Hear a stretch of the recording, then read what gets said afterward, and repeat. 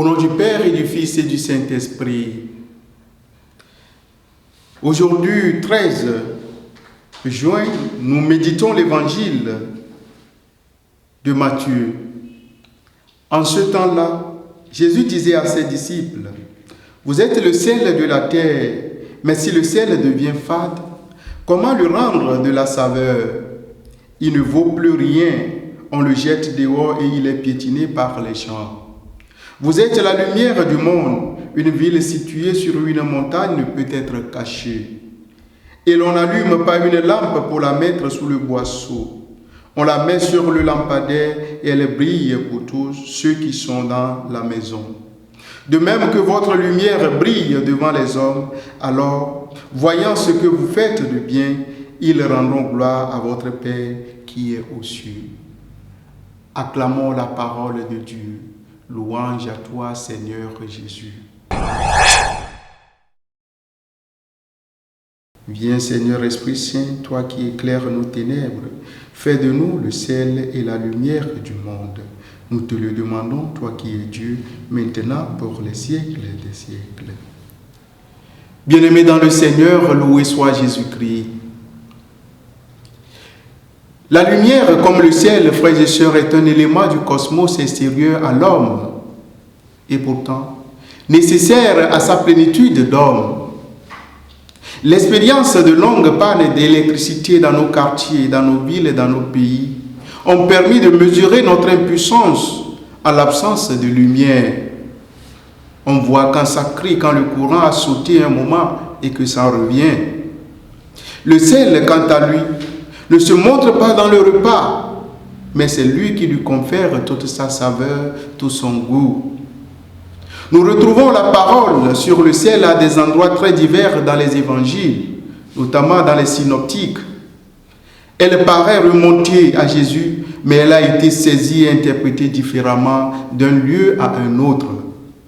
Dans le texte de Matthieu notamment, unie à la parole sur la lumière, la parole sur le ciel prend une portée nettement communautaire et universelle. Le sermon sur la montagne, introduit par les béatitudes, s'adresse désormais à la communauté chrétienne qui a adhéré à Jésus ressuscité.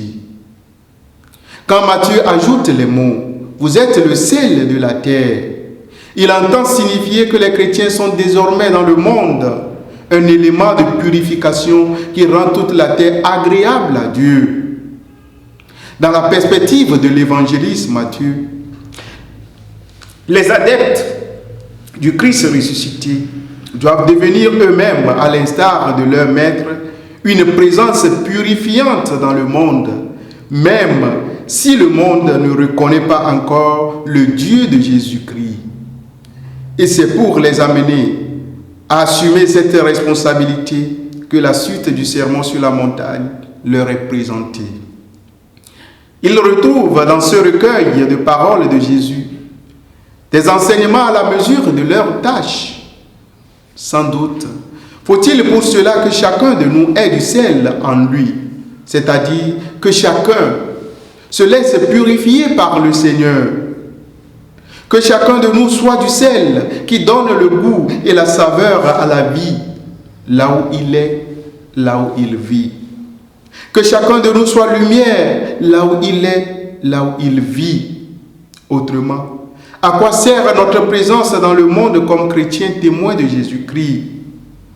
Comme Jésus-Christ, lumière du monde, tous nous sommes invités, frères et sœurs, à travers cet évangile, à jouer notre rôle de sel invisible, anonyme, discret, mais essentiel pour que l'humanité dégage toute sa saveur naturelle que Dieu y a mise. Comme Jésus, sel du monde, tous nous sommes invités à donner goût à la vie là où il y a peu d'espérance.